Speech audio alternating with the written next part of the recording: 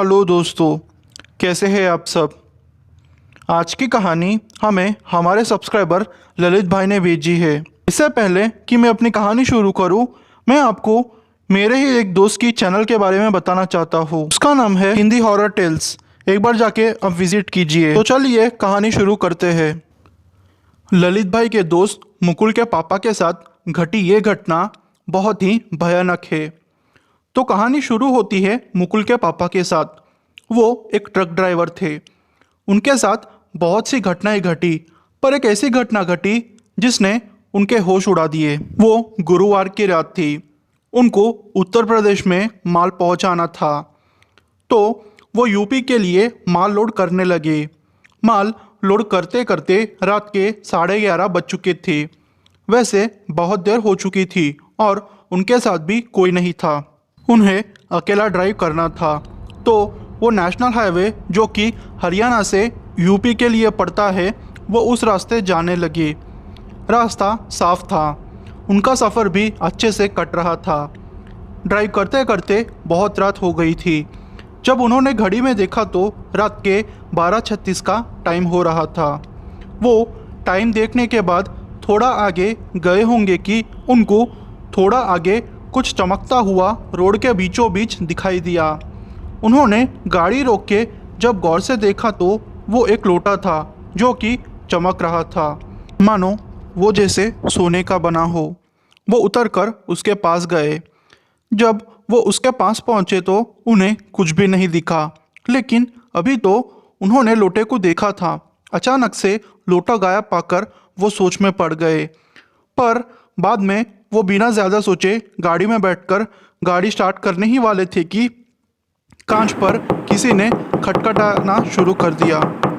जब उन्होंने देखा तो वहाँ एक लड़की और एक आदमी दोनों थे जो लिफ्ट मांग रहे थे। उन्होंने फिर सोचा कि रात का टाइम है और बेचारे कहाँ भटकेंगे और मेरा भी कुछ किराया बन जाएगा। उन्होंने उन दोनों को बिठा लिया और वो लोग आगे बढ़ने लगे। उन्होंने पूछा कि तुम लोगों को कहाँ जाना है, तो वो लड़की ने बोला कि बस थोड़ा आगे तक जाना है। मुकुल के पापा ने एक बात नोटिस की कि वो लड़की के हाथ में जो थैली थी उसमें से अजीब सी स्मेल आ रही थी। वो लड़की बीच में ही बैठी थी और वो आदमी दूसरी तरफ के खिड़की के पास। जैसे ही वो थोड़ा आगे गए होंगे कि मुकुल के पापा ये देखकर चौंक गए कि वो आदमी अब ट्रक में नहीं था। तब उन्होंने जब उस लड़की से पूछा कि वो आदमी जो तुम्हारे पास बैठा था वो कहाँ गया, वो लड़की बोली कि वो तो कब का उतर गया। उनको थोड़ा शक हुआ।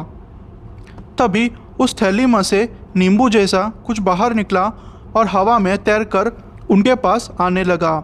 उससे बचने के लिए मुकुल के पापा झुक गए और तभी उनका ट्रक कंट्रोल से छूट गया और वो घने पेड़ों के पास जाके टकरा गए। वो आधी बेहोशी में थे। उन्होंने देखा कि वो लड़की उनको घसीटकर एक पीपल के पेड़ के पास लेकर जा रही है और ज़ोर ज़ोर से हंसने की आवाज़ आने लगी। वो आवाज़ वो लड़की कर रही थी। वो आधी बेहोशी में ही अपने ट्रक के पास भागकर चले गए, लेकिन हंसने की आवाज़ नहीं रुक रही थी। हंसने की आवाज़ लगातार आए जा रही थी। गाड़ी में कुछ कपड़े पड़े थे जो कि शायद साफ सफाई के लिए थे। उन्होंने उनके आसपास छोटा कपड़ों का घेरा बनाया और थोड़ा डीजल छिड़ककर उसमें आग लगा दी। तभी एक जोर की आवाज़ आई। तो कितनी देर बच पाएगा इससे? वो मन ही मन गुरु नानक देव जी का ध्यान करने लगे। तभी उन्हें ऐसा लगा कि कोई उनको कुछ कहने की कोशिश कर रहा है, जैसे कि पगड़ी का प्रयोग कर, पगड़ी का प्रयोग कर। तभी उन्होंने अपनी पगड़ी उतारकर उसे चूमा और वह आग के घेरे में डाल दिया। तभी चीखने चिल्लाने की आवाज़ आई। आवाज़ ऐसी थी कि औरत और मर्द एक ही बार एक साथ बोल रहे हो।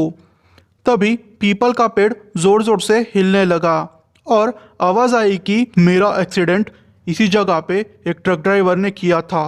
तब से मैं हर ट्रक ड्राइवर से बदला ले रही हूँ। आज तेरा नसीब अच्छा है कि तेरे गुरु ने तुझे बचा लिया। वरना आज तो तू मारा जाता। फिर वो वही सारी रात ऐसे ही बैठे रहे। सुबह होने पर वो पुलिस स्टेशन गए और उनको अपनी हालत बताई। फिर अपनी गाड़ी ठीक करवाकर वो माल पहुंचाकर वापस आ गए। दोस्तों, आपको यह कहानी कैसी लगी? अगर मेरी कहानी आपको पसंद आई हो तो प्लीज़ मेरे चैनल को आप सब्सक्राइब कर लीजिए और मेरी वीडियो को लाइक कर दीजिए, जिससे कि मुझे कहानी बनाने का मोटिवेशन मिले। और अगर आप मुझको अपनी कहानी भेजना चाहते हो तो इंस्टाग्राम के द्वारा मुझे आप अपनी कहानी भेज सकते हो। लिंक आपको डिस्क्रिप्शन में मिल जाएगा। थैंक यू दोस्तों।